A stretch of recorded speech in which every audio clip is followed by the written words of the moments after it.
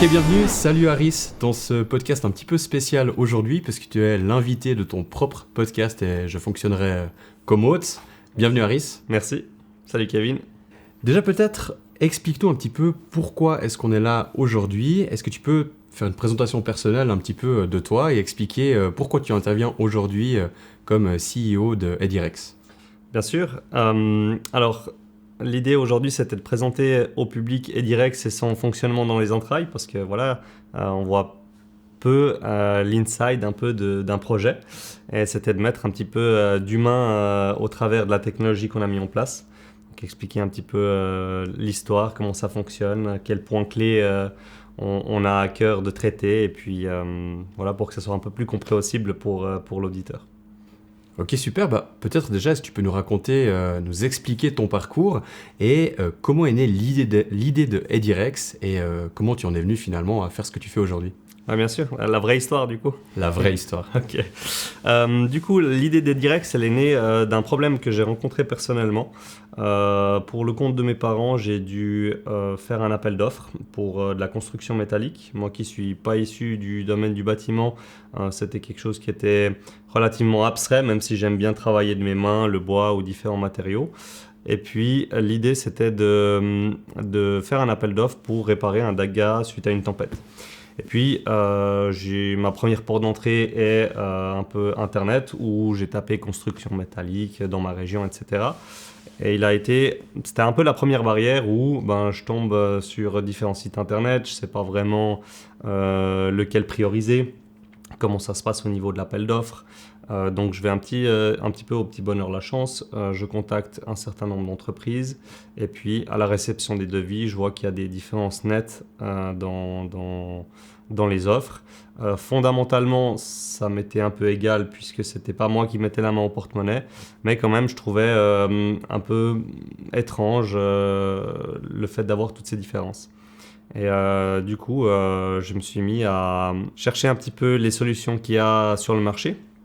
C'est un marché de niche en Suisse, et j'ai pas forcément trouvé satisfaction dans les réponses au travers d'autres plateformes digitales. Et petit à petit, en parallèle de mon métier d'avant, j'étais policier, j'ai commencé à chercher un peu plus en profondeur, à faire une étude de marché beaucoup plus sérieuse. Et après une année finalement de recherche et de développement, j'ai décidé en avril 2022 d'ouvrir mon entreprise et de travailler sur le projet Edirex. Super intéressant comme histoire, merci beaucoup. C'est vrai que quand on veut faire plein de choses dans la vie, il y a des plateformes pour ça. On veut commander de la nourriture, il y a des célèbres plateformes qui le font. On veut vendre un objet, il y a des célèbres plateformes qui le font également. Mais c'est vrai que quand on veut faire un travaux chez soi, il y avait des solutions qui existaient, mais c'était pas forcément les plus optimales.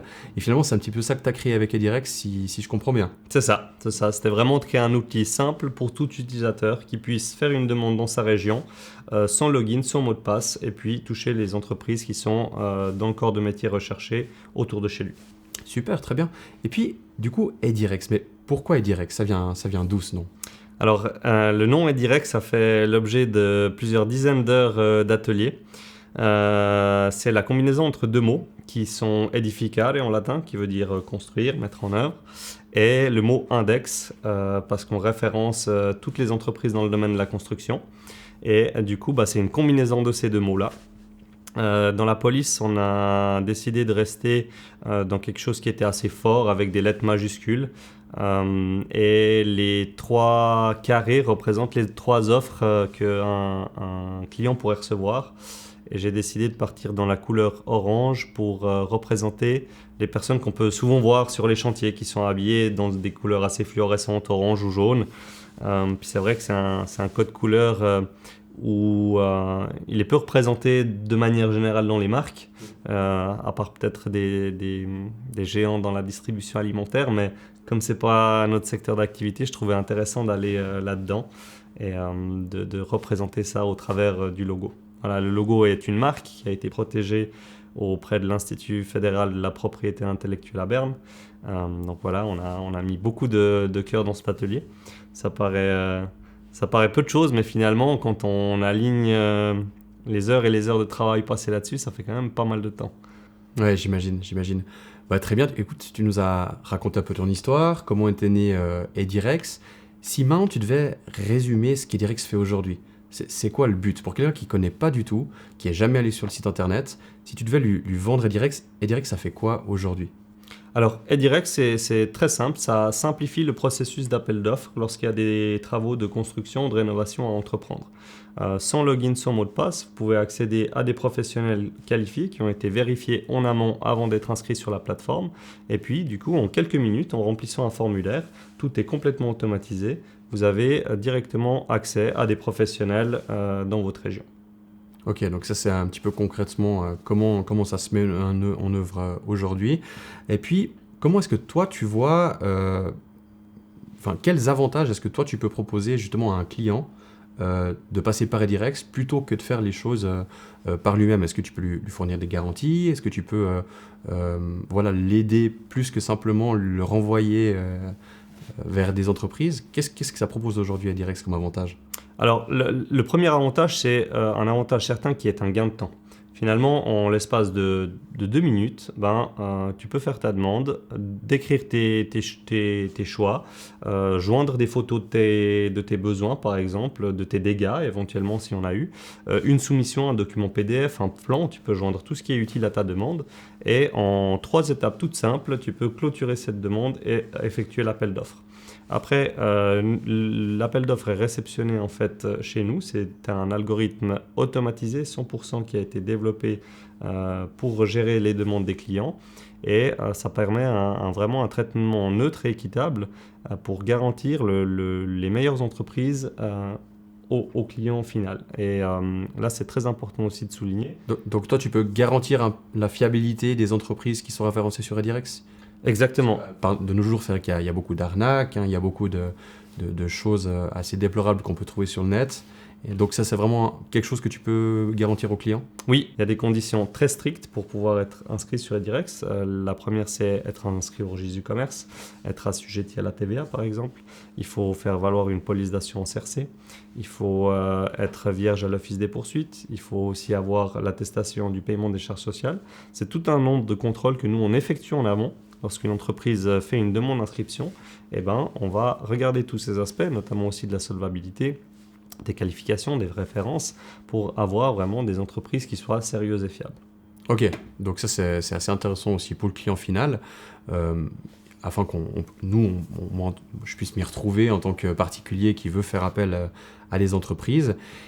La question que je me pose finalement, c'est que moi, il y a quelque chose qui va peut-être me freiner, c'est le coût. Moi, en tant que particulier, maintenant, si je veux faire appel à Edirex, je paye combien? Alors, c'est une bonne question parce que le système mis en place par Edirex n'est pas focalisé sur le client qui fait sa demande. C'est les entreprises qui s'affilient sur Edirex qui payent des abonnements qui sont à choix. Et à partir de là, la demande pour le client est 100% gratuite. Maintenant, il y a une autre dimension. Si je te donne un exemple, une personne qui veut refaire sa toiture ou sa salle de bain, elle peut directement faire sa demande au travers d'Edirex. Mais dans certains projets qui demandent de la complexité et de l'étude, on a un bureau d'architecte associé qui s'occupe de traiter ces demandes lourdes, où il y a des grosses rénovations importantes et où il faut se faire accompagner par un professionnel à côté. Et bien sûr, ça, c'est des demandes un petit peu particulières et il y a des honoraires qui sont liés à ces études et à ces projets-là. D'accord, ok. Donc si je comprends bien, en fait, Edirex a aussi l'avantage de pouvoir traiter le simple particulier qui souhaite juste repeindre un mur dans sa cuisine, du particulier qui va entreprendre des démarches de rénovation un peu plus lourdes et qui aurait peut-être envie de rénover l'entier de sa maison, c'est ça? Voilà, alors c'est exactement ça, c'est juste sur Edirex, on a toutes sortes d'entreprises, on a des entreprises qui sont des indépendants qui travaillent très très bien, qui se concentrent sur des petits volumes d'activité si je puis dire, puis on a des entreprises qui ont 100, 200, 300 employés et qui sont capables de traiter des gros volumes de travaux et là c'est aussi très important qui est un petit peu les deux entreprises, un peu toutes les tailles pour répondre à toutes sortes de demandes. Et Je te donne un exemple. Là, on a un mandat pour la rénovation d'une PPE. Il y a 24 appartements, 6 étages. Donc, c'est un gros travail qu'il y a à faire sur cet immeuble-là. On travaille en collaboration avec l'administrateur de cette PPE, avec un comité de rénovation qui a été constitué par la PPE et bien entendu notre bureau d'architectes partenaires. Et avec ça, on crée un pool de professionnels pour pouvoir répondre à la demande qui est la rénovation énergétique de ce bâtiment. Donc, c'est vraiment l'isolation du toit, l'isolation périphérique, le changement des fenêtres, l'assainissement du système de chauffage, etc. Donc c'est quelque chose qui est beaucoup plus gros et volumineux. Et là, ça nécessite aussi des compétences particulières. Justement, tu as parlé d'exemples, j'allais y venir.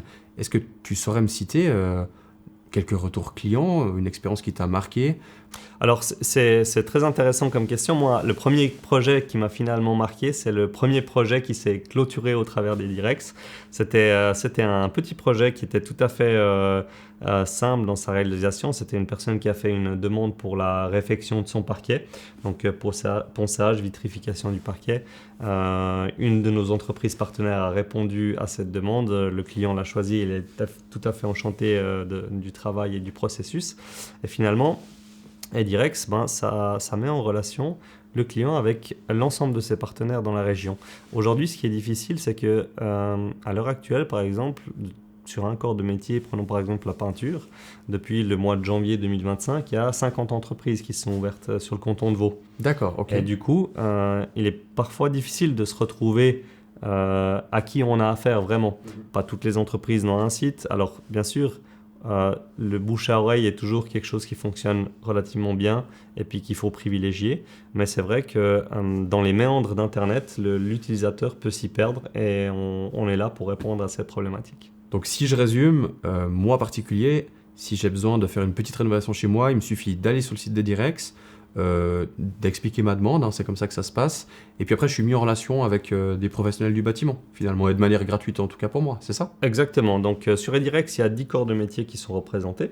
Il suffit d'aller sur le formulaire de contact, de choisir un corps de métier. Ensuite, l'algorithme va demander dans quelle région ça se trouve.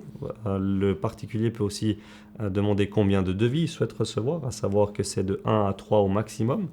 C'est un système qui a été conçu comme ça pour aussi éviter aux entreprises de perdre du temps à faire des devis finalement, puis de ne pas avoir d'adjudication.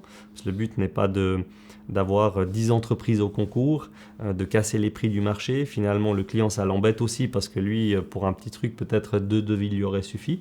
Donc, il y a toute une cinématique comme ça qui a été pensée. Et la deuxième étape consiste à décrire à proprement dit les travaux. Donc, chaque corps de métier a des questions un petit peu spécifiques. La troisième étape consiste à compléter ses coordonnées de contact et de cliquer finalement sur envoyer. Et puis, à partir de là, c'est la machine qui gère toute seule la mise en relation, qui va bloquer automatiquement dès que le nombre d'entreprises au concours est atteint. Si par exemple tu as choisi j'aimerais 2 devis et puis que dans la région il y a 5-10 artisans qui correspondent au corps de métier, et ben, les premiers qui ont répondu favorablement à la demande, ça va bloquer automatiquement tes coordonnées, évitant de te faire harceler par des dizaines d'autres prestataires. Ah oui, ça c'est vrai que ça peut être intéressant, hein, ça peut être un problème à crier finalement au public qu'on cherche un artisan chez nous, d'avoir des dizaines de téléphones par jour. C'est pas mal d'éviter ça aussi. Ok, bah écoute, je pense qu'on a vu le côté particulier. Maintenant, si on se plonge un peu à la place d'une entreprise. Moi, je suis une entreprise effectivement de sanitaire. Moi, du coup, je vais payer un abonnement à ta plateforme, si je comprends bien. Alors, l'avantage qu'il y a à passer par Edirex, et là, ça a vraiment fait l'objet d'une étude assez approfondie au niveau du marché, c'est que, effectivement, en général, les entreprises qui sont sérieuses ont souvent suffisamment de travail et sont peut-être même débordées. Le fait est que il faut bien être conscient que de manière générale, on tend vers de la digitalisation. Et puis peut-être que l'histoire du bouche à oreille s'estompe petit à petit au fil du temps. On voit qu'aujourd'hui, il y a des plateformes qui naissent pour, comme tu as dit tout à l'heure, pour de la nourriture, pour tel et tel service, puis que Le monde du bâtiment est un petit peu en retrait par rapport à ça. Donc, les services qui sont proposés par Edirex offrent vraiment des modèles adaptés à chaque entreprise. C'est-à-dire que tu peux tout à fait souscrire, par exemple, un abonnement sans frais d'avance, sans engagement, un abonnement qui est lié à la commission. Et puis, finalement, tu peux recevoir les demandes de ta région. Et éventuellement, si tu as un creux d'activité ou si tu as un chantier qui a été annulé ou autre, eh ben, ça te permet de rebondir et de compléter ton carnet de commandes. Ok, donc si je comprends bien, en tant qu'entreprise, je pourrais m'inscrire sur la plateforme et ne payer que lorsque j'ai un client qui vient d'Edirex, c'est ça? Ouais, Le système de commission. Tout à fait. Mais aussi, je pourrais avoir un abonnement payant de manière à augmenter ma clientèle, c'est ça? Voilà. Alors plus en détail, il y a 3 modèles d'abonnement. Ok. Le modèle A qui est à la commission, donc 5% de commission, il n'y a aucun frais d'avance. C'est une commission qui est due dès le moment où le travail a été réalisé. Donc si vous faites un appel d'offres sur un travail et puis que vous n'avez pas l'adjudication, ben, il n'y a aucun frais à payer à la plateforme. En cas d'adjudication, il y a une commission de 5%. Tout est absolument transparent dans les conditions générales. On communique aussi sur ces modèles-là. Le deuxième, c'est un abonnement mensuel à 99 francs par mois. Donc, c'est un abonnement fixe qui permet de gérer les coûts de manière très structurée. L'avantage aussi, c'est qu'entre le modèle A et B, eh bien, tu peux alterner de manière trimestrielle entre les deux. Ça veut dire que tu peux tout à fait dire, moi je commence par l'abonnement à la commission pour voir qu'est-ce que ça donne. Et puis si ça m'est profitable, ben, je peux passer à l'abonnement mensuel pour lisser un petit peu mes coûts et puis être stable. Et finalement, le dernier abonnement, c'est un engagement sur le long terme, sur 12 mois. C'est un abonnement annuel contre lequel il y a une rétrocession de 15%, ce qui fait que l'abonnement te revient à 85 francs par mois, à condition de t'engager sur une année complète. À ce moment-là, c'est plutôt une vision long terme et puis ça reste encore des frais qui sont relativement mesurés pour une entreprise. Effectivement, 85 francs par mois, sachant la clientèle que ça peut me rapporter, disons que le calcul est intéressant. Voilà. Le calcul est intéressant. Et il y a aussi une chose qu'il faut préciser, je pense que c'est important d'en parler, c'est que chaque entreprise a son profil en ligne. Donc c'est une petite page dédiée à l'entreprise avec les logos, les photos, la description, les coordonnées, une carte interactive pour le trouver. Et cet annuaire est 100% gratuit. C'est-à-dire qu'une entreprise qui souhaite simplement être visible, qui n'aurait pas de site internet ou qui en a un, c'est égal, eh bien elle peut avoir un annuaire qui est qualitatif, sur laquelle elle est référencée et de manière tout à fait gratuite. Donc elle n'est pas forcément obligée de souscrire un abonnement pour le système de génération de leads. Elle peut tout à fait être inscrite et avoir son profil, une page personnalisée qu'elle peut gérer avec ses informations et qui a un très bon référencement naturel et qui permet aussi d'être retrouvé facilement sur des moteurs de recherche connus. Tu peux avoir une sorte de mini site internet sur Edirex. C'est ça. Ce qui peut être assez intéressant. Je prends comme exemple, je sais pas, moi je suis petit paysagiste indépendant. Mon travail finalement c'est de faire du paysagisme. J'ai pas forcément envie de payer quelqu'un ou moi-même de me pencher sur diverses plateformes de création de sites internet. Je peux simplement avoir cette fiche d'entreprise sur Edirex gratuitement. Exactement. Ok, donc ça c'est aussi super intéressant d'un point de vue entreprise. Par contre à ce moment-là, effectivement, je vais pas être dans l'algorithme. Exactement, donc il y a deux choses à distinguer, c'est sa page qui est référencée gratuitement, que tu peux gérer, et le système de génération de demandes, qui est là un système payant automatique selon les 3 modèles qu'on a discuté tout à l'heure. Mais voilà, il y a un certain nombre d'entreprises qui souscrivent cette formule gratuite, et puis il faut bien être conscient qu'on est sur le marché un des seuls à proposer ce service gratuitement. Parce que le fait de figurer dans des annuaires en ligne, c'est très souvent payant, et c'est très souvent des promesses qui ne sont pas tenues. Parce que ces annuaires génèrent beaucoup d'impressions, en fait, beaucoup de vues, mais très rarement de la conversion. Et du coup, il y a, dans le monde du bâtiment, ben voilà, les personnes ne sont pas forcément à l'aise avec des outils digitaux et ils s'y perdent un peu parce que voilà, c'est assez complexe de comprendre qu'est-ce que c'est une impression, qu'est-ce que c'est une conversion, qu'est-ce que c'est un coût par clic par exemple. Et c'est des choses que voilà, pour pouvoir un petit peu aider les entreprises qui souhaitent avoir une visibilité supplémentaire, eh bien, on propose cette formule gratuite. Ok, très intéressant. Bah, merci beaucoup pour la réponse. Est-ce que tu as, toi, via ta plateforme, un suivi des entreprises, peut-être une évaluation? Parce que c'est vrai que si je veux réserver une chambre d'hôtel, par exemple, je vais aller sur un très célèbre site de réservation. Et puis, moi, en tant que client, je vais pouvoir identifier les meilleurs hôtels en fonction des avis clients, ce qui va permettre aussi à la plateforme peut-être de mettre en avant d'autres entreprises, enfin certaines entreprises par rapport à d'autres. Est-ce que toi, tu as un système comme ça sur Edirex? Oui, alors chaque client qui fait sa demande a un suivi, donc on va le contacter nous pour savoir s'il a bien reçu ses offres, un petit peu faire l'état général de sa demande. Et puis le client peut en tout temps aller voir chaque profil d'entreprise. Donc comme je te disais tout à l'heure, chaque entreprise a sa page personnalisée. Et sur cette page, l'entreprise peut intégrer les avis de leurs clients. On a même une intégration Google qui est possible où il y a les reviews des autres utilisateurs.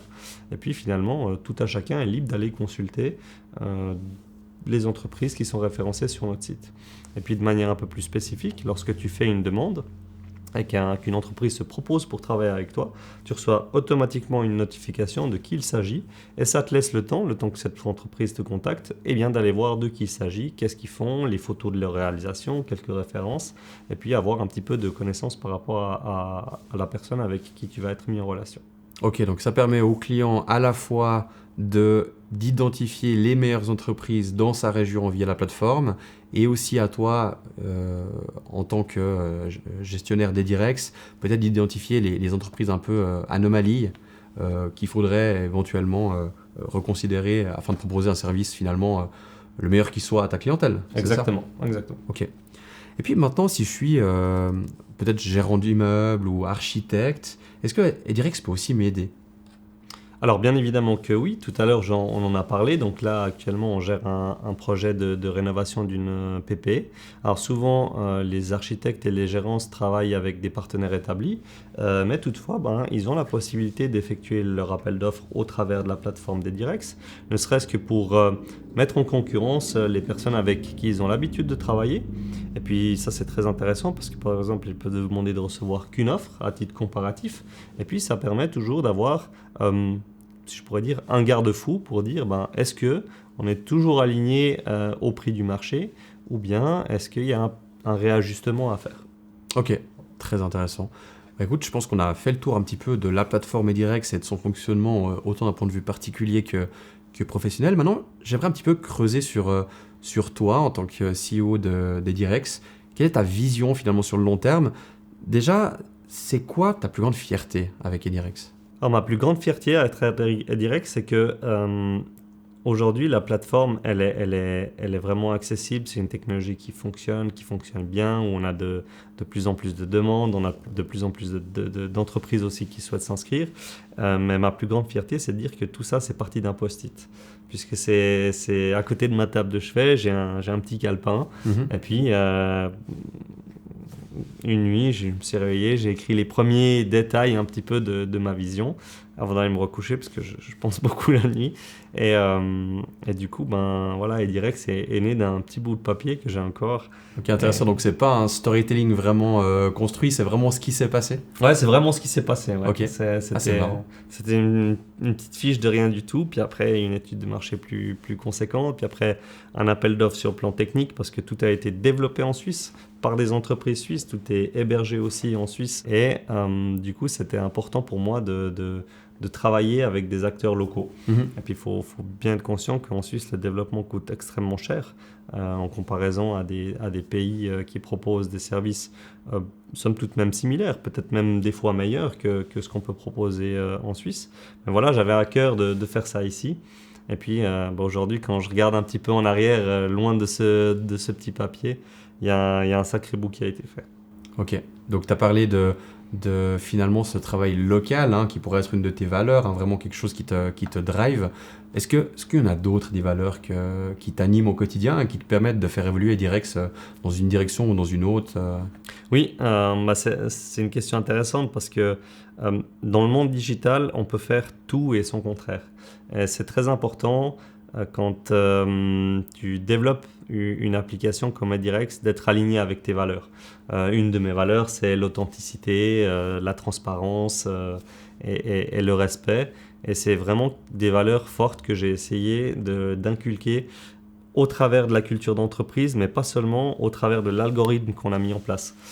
C'est notamment une des raisons pour laquelle il y a un système de blocage qui est fait, pour vraiment proposer quelque chose qui soit qualitatif aux entreprises. Et pas qu'on doive prendre un ticket et faire la queue pour faire un devis parce que ça n'a aucun sens. Ça va tirer les prix du marché en bas. Ce n'est pas du tout ce qu'on veut. Et l'idée est de proposer un outil complémentaire à l'activité qui soit facile à prendre en main. C'est aussi un des grands défis qu'il y a dans le développement d'une application.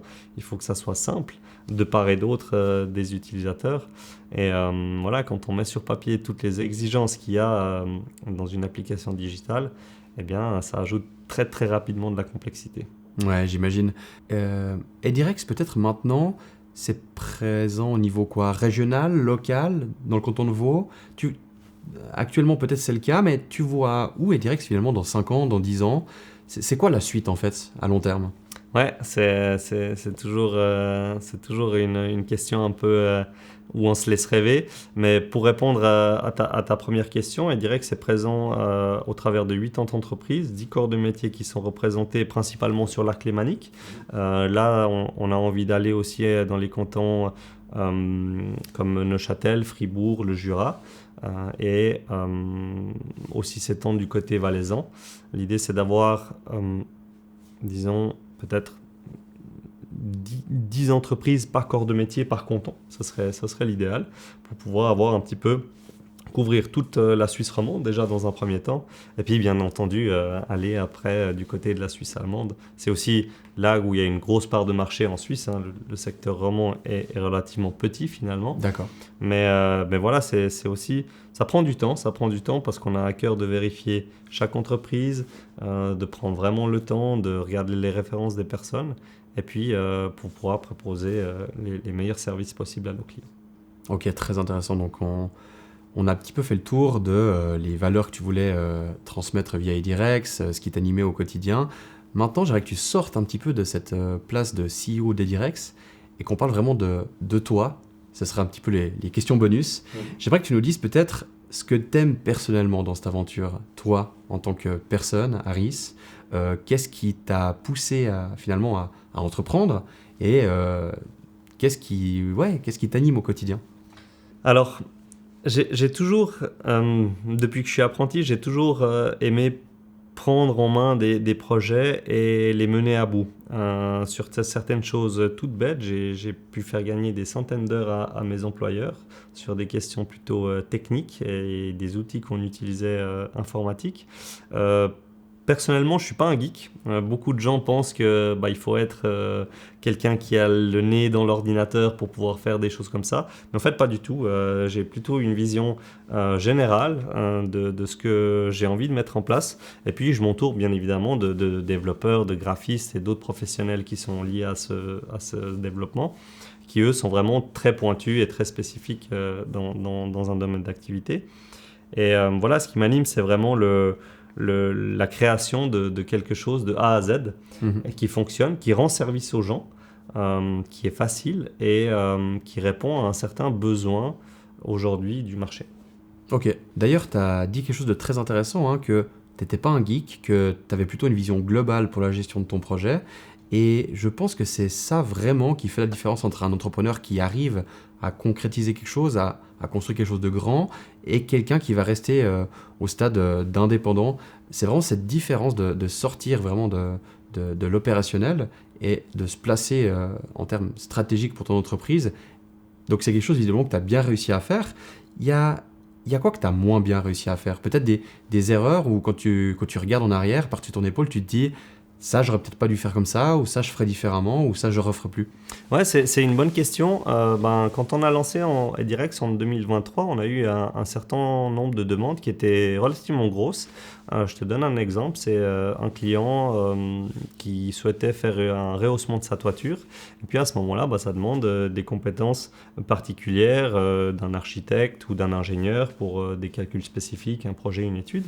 Et effectivement, peut-être je me serais entouré plus rapidement, en tout cas, de ces mandataires-là. Et du coup, voilà, c'est quelque chose qui est toujours aussi difficile à mettre en place au début parce que le secteur suisse romand de la construction, on a vite fait le tour. Et puis, c'est un petit peu difficile d'arriver avec ton petit drapeau Edirex vers un bureau d'architecte, puis expliquer ta méthode. Donc voilà, il faut aussi instaurer une certaine confiance.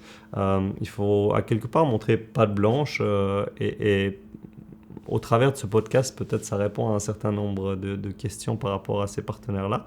Mais voilà, quoi qu'il en soit, c'est toujours aussi difficile au début de tout gérer comme tu as envie, parce que j'étais seul dans l'aventure au départ, et puis faut gérer des développeurs, faut gérer le côté graphique, faut gérer le côté communication, faut gérer le côté marketing, et ce que tu as dit tout à l'heure, c'est très juste. Un directeur général, un CEO doit avoir cette possibilité de s'extraire de l'opérationnel.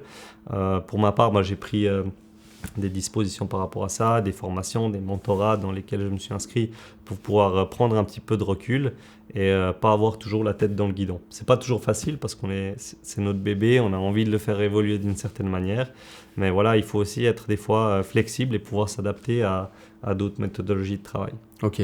Une question me vient à l'esprit, tu parles du fait que tu as fait appel à finalement du coaching pour aussi toi t'élever sur le plan personnel d'un point de vue gestion entreprise, gestion business. Ce serait quoi les étapes suivantes?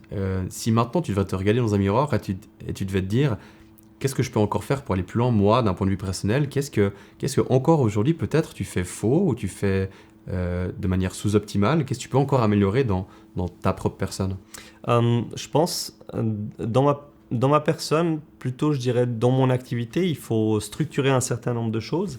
Il y a un certain nombre d'actions à mener qui demandent beaucoup de réflexion. Il faut aussi être capable d'utiliser des outils de notre temps. Et l'intelligence artificielle fait partie de ces outils-là. Ils font gagner un temps précieux, un temps énorme. Comme je t'ai dit tout à l'heure, je ne suis pas un geek, donc j'ai dû me forcer un petit peu à rentrer la tête dans ces technologies-là, ce qui m'a beaucoup aidé. Et du coup, voilà, ça demande encore quelques petits ajustements sur ce plan-là. Bien sûr. Écoute, je te remercie pour toutes tes réponses. On arrive gentiment au terme de ce podcast. Merci. S'il y avait encore un message que tu voulais faire passer aux autres, à toutes les personnes qui seront amenées à regarder ce podcast, ce serait quoi? Je dirais qu'il est vraiment important de se faire entourer par des professionnels. Que ce soit sur des petits projets ou sur des gros, eh bien, il faut en tout cas faire ce processus d'appel d'offres, d'avoir 1, 2, 3 offres comparatives pour pouvoir déjà voir un petit peu qu'est-ce qui est proposé, voir un petit peu les différentes approches des différentes entreprises et pouvoir aussi comparer ce qui est comparable. Et pour ça, parfois, eh bien, il est indispensable de se faire entourer par des architectes, par des ingénieurs, parce que voilà, eux, ils montent toute une étude, une soumission, et puis à partir de là, on compare exactement deux devis de la même manière. Et il faut pas négliger aussi à l'heure actuelle les nouveaux enjeux qui vont arriver, notamment sur le canton de Vaud avec la nouvelle loi sur l'énergie. Les propriétaires doivent prendre les devants par rapport à ça parce qu'il y aura un certain nombre de contraintes liées au bâtiment, à l'aspect énergivore surtout des bâtiments. Et parfois, c'est un petit peu abstrait pour quelqu'un qui n'est pas du métier d'avoir tous ces enjeux bien en vue. Donc, faites-vous accompagner de professionnels. Nous, on est là pour vous aider. N'hésitez pas à faire une demande sur notre plateforme et au besoin, appelez-nous et on répondra au mieux à vos questions avec nos différents partenaires. Ok, donc si je résume pour tout un chacun, c'est vrai que moi je suis d'un naturel curieux, j'aime bien tout faire moi-même de base. Il faut faire preuve d'une certaine humilité parce que probablement que lorsqu'on veut faire une tâche, il y a quelqu'un pour qui c'est le travail qui fait ça à longueur de journée et qui sera probablement bien meilleur que nous pour la réaliser. C'est exactement ça. Et puis, ça permet aussi en fait de prendre du recul parce que peut-être on n'a pas la vision d'ensemble sur un projet. On ne se rend pas compte que peut-être rénover une salle de bain, ça a un certain coût que souvent les gens sous-estiment parce qu'ils n'ont pas la vision de l'ensemble des différents acteurs qui vont intervenir pour réaliser ce projet. Alors j'ai parlé de salle de bain, mais ça peut être une cuisine, ça peut être n'importe quoi dans le bâtiment. Et puis, voilà, des fois, le diable se cache dans le détail. Et ça, c'est important dans le monde de la construction d'avoir vraiment ce sens du détail pour éviter en fait de devoir réentreprendre des travaux, puis que finalement, à force de toujours vouloir aller au moins cher, eh bien, ça nous coûte de plus en plus cher.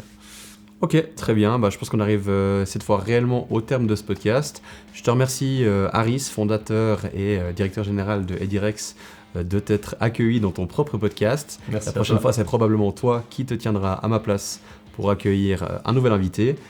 Et puis, d'ici là, porte-toi bien. Certainement. Merci beaucoup, Kevin. À bientôt. À bientôt. Salut.